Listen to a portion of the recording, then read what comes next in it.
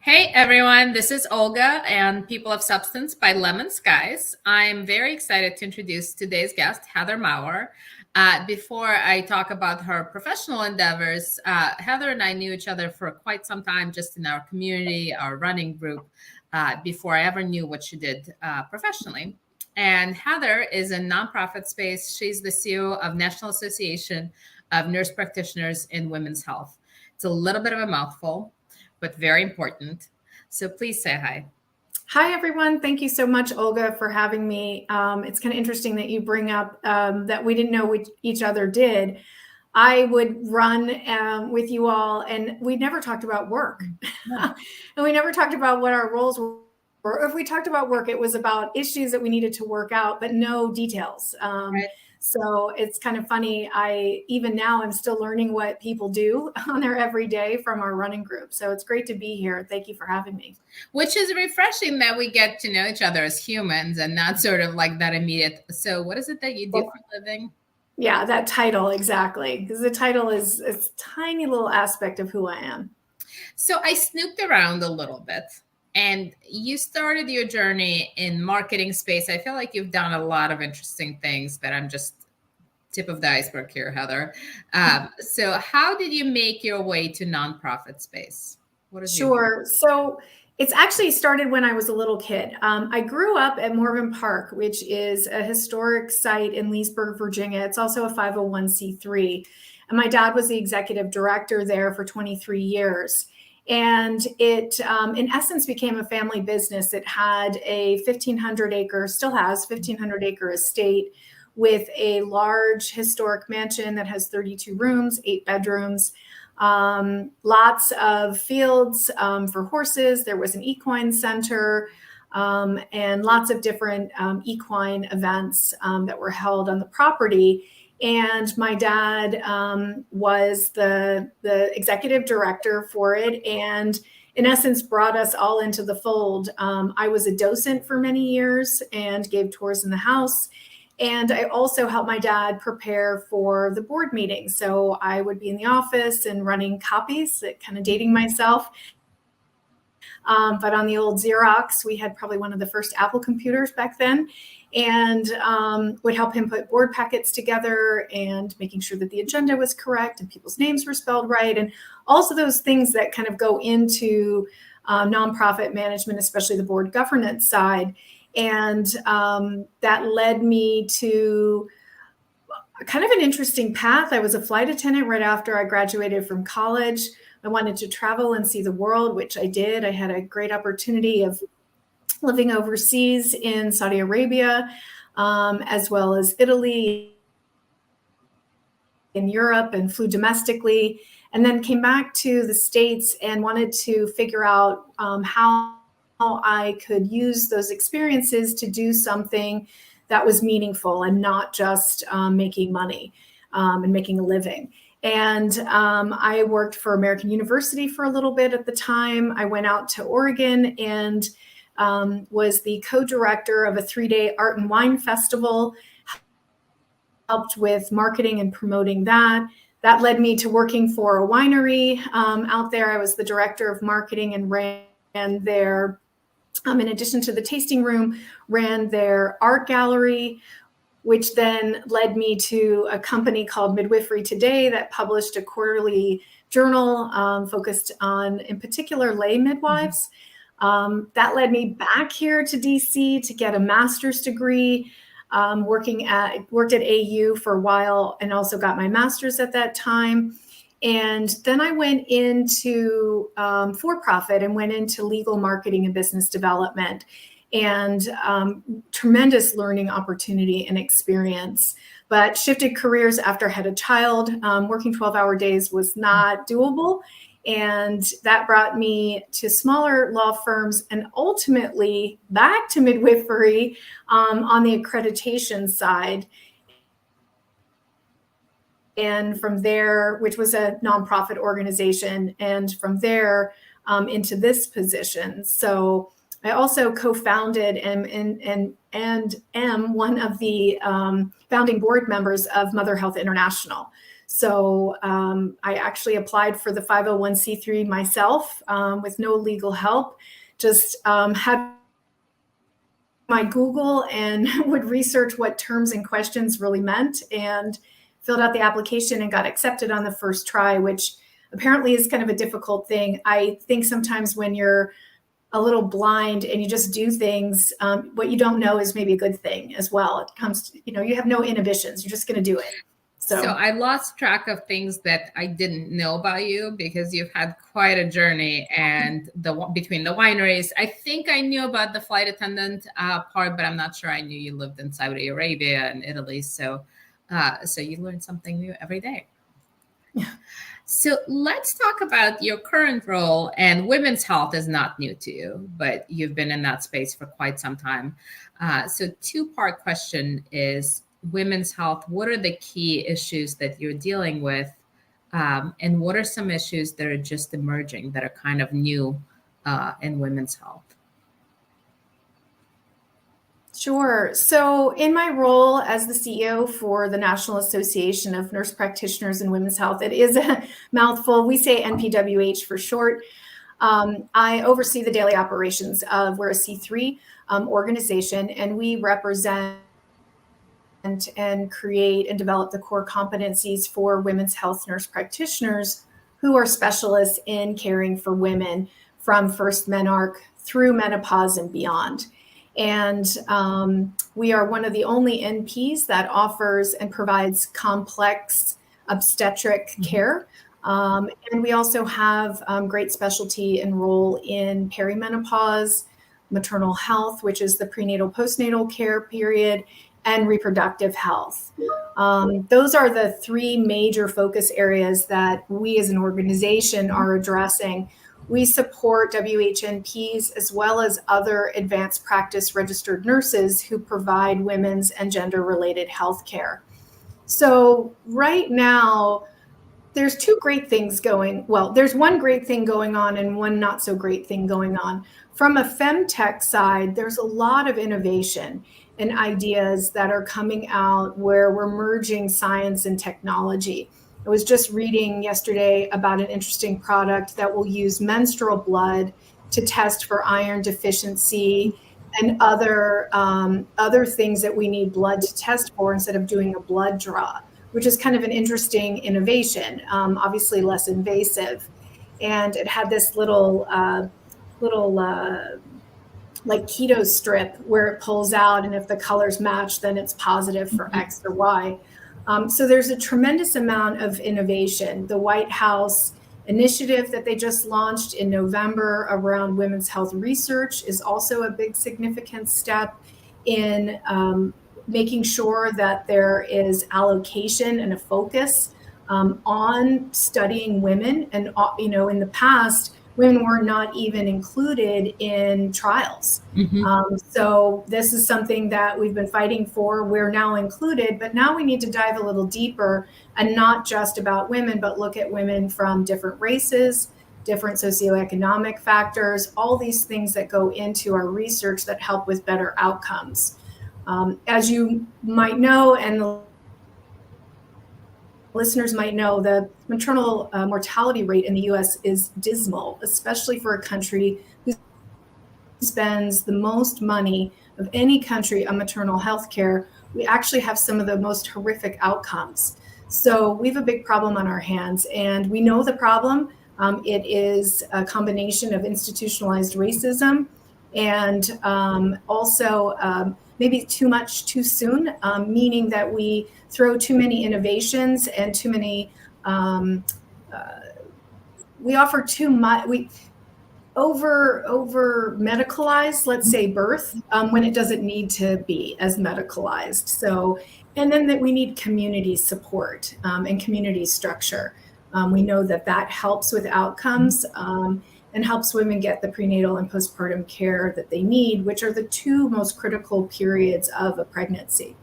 Yeah. So, and then the other side that we're facing right now is lack of access to abortion care, which as well as care for our trans community.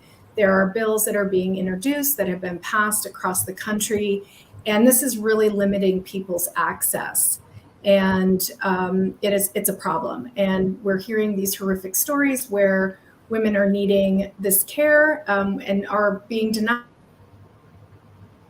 And it's a life or death situation. And they're often having to travel out of state to get this care. So that's something that's near and dear to us as an organization, who was founded by nurse practitioners who worked in Planned Parenthood and then developed the WHNP specialty. Yeah, and I think that piece you mentioned about disparities in health, and also just how women are included or not included in trials. Like I think of cardiovascular health and strokes, and how it manifests itself in males versus females is very different. So it's just a question of education.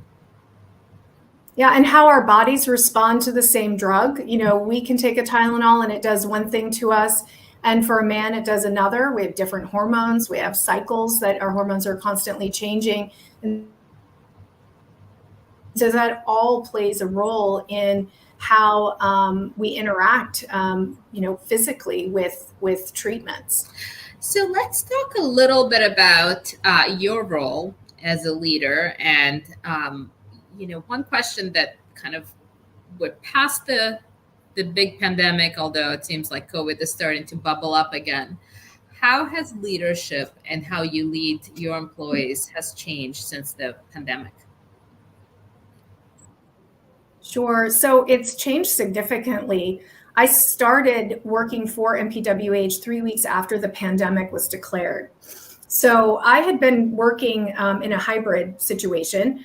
And so we obviously had to go full remote. So there was a good chunk of time, maybe almost a year and a half, where I did not meet the board or the staff in person, or we met with masks on, 20 feet away from each other. So it was an incredible challenge, not only a new job, but just an unknown pandemic. We had no idea what to expect. I was assuming our economy was going to fail and everything was going to collapse. Thank goodness it didn't. It obviously had a huge impact. I think my biggest thing was shifting one is shifting to a fully virtual environment and getting very comfortable being on camera all day. Not so much the camera, but seeing yourself. I think that's a big thing, that when we're in meetings in person, we don't think twice about what we look like or how we say something. But when you're on camera all day, you're scrutinizing yourself as well as others. And so I think that was a big adjustment. And honestly, I hide my camera typically. I don't watch myself, so I can focus on what we're talking about and the folks that are in the room. The other thing is I'd say letting go a little bit, in terms of letting the team do what they were hired to do. And in the beginning, that was a little bit difficult because they didn't know a lot. So I was trying to learn, and there wasn't water cooler talk. There wasn't that pop into someone's office and be like, hey, I got a question about this. Or what do you think about this? And should we go this direction? Everything was by a meeting. Mm-hmm. It was very structured.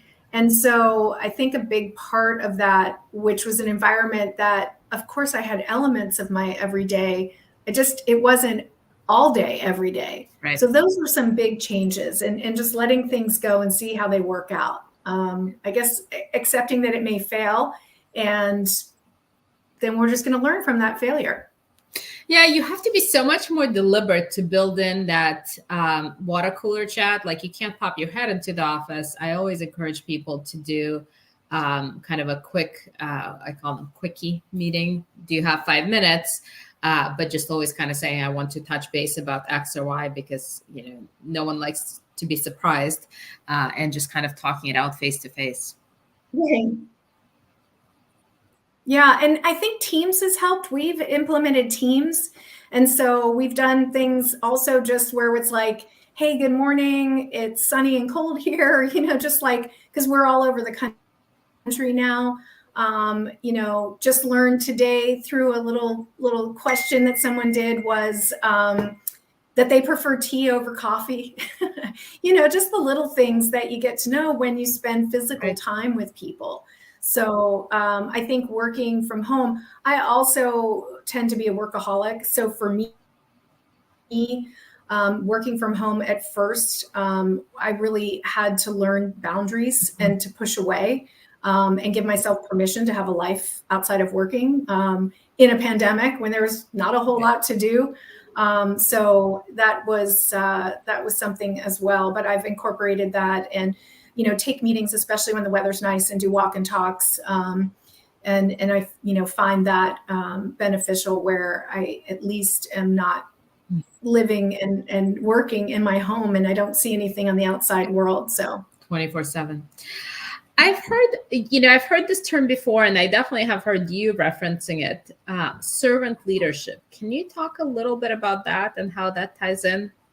Sure. Well, I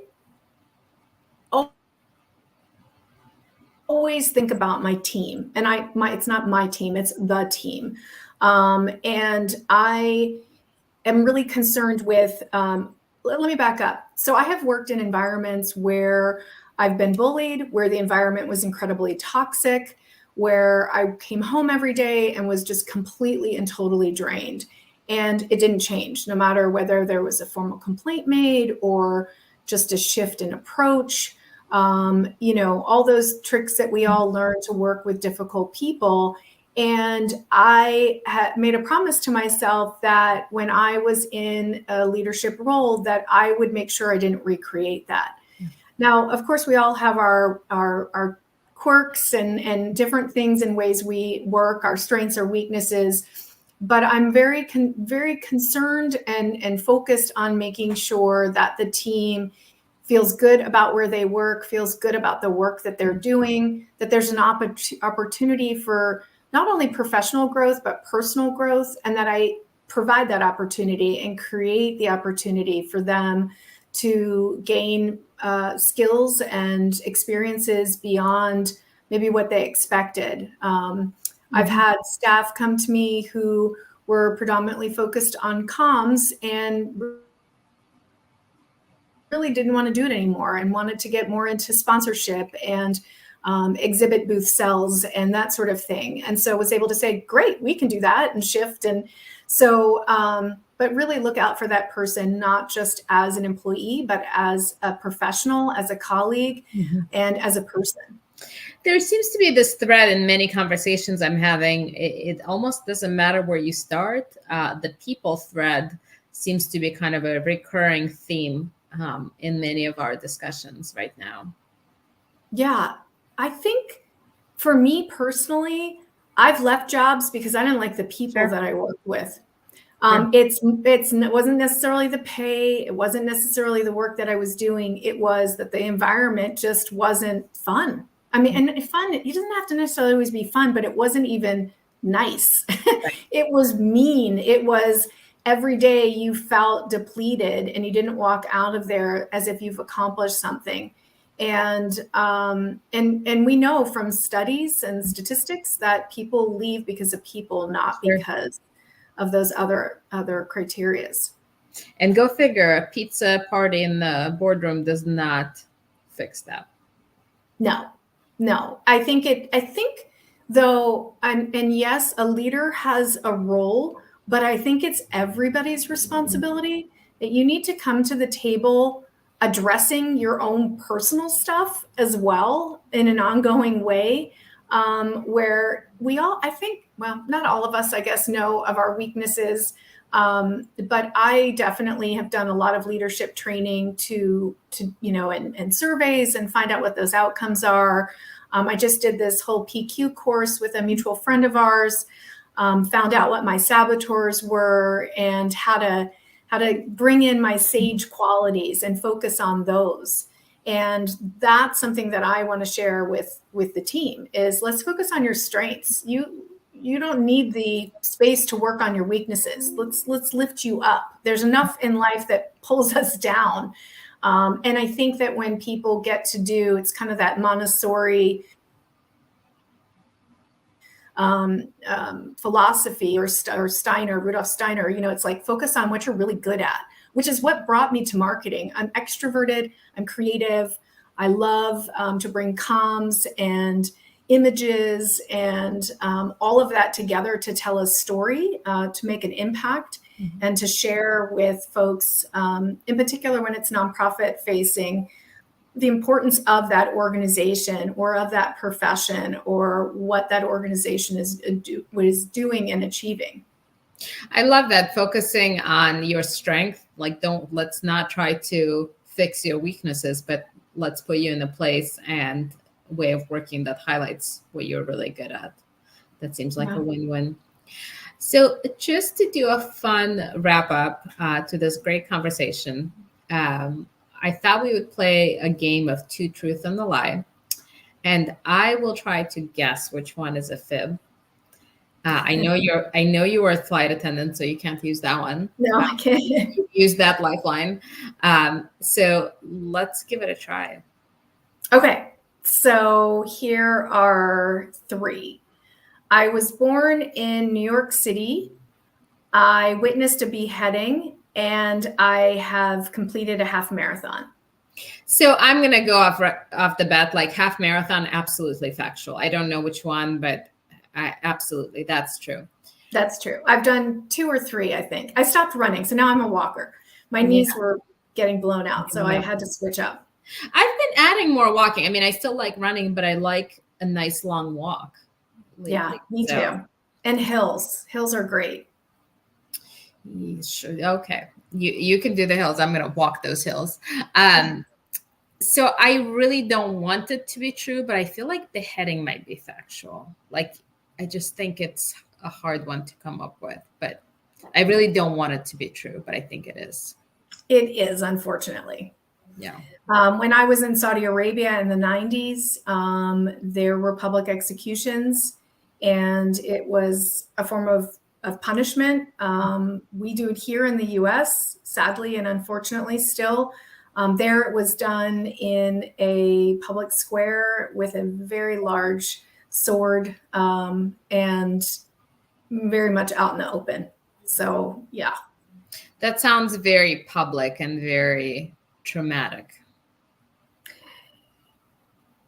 I don't, it's interesting as far as trauma. Yes, I guess there's trauma associated with it. Saudi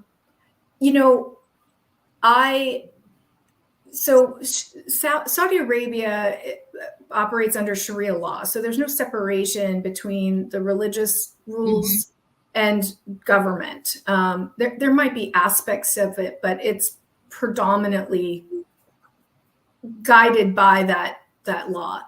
And so the day that we went, there was a woman and 3 men. Now, typically women are not brought to the public square, according to our cab driver, actually, who took us there. I was with another friend of mine who we were flight attendants at the time in Saudi Arabia.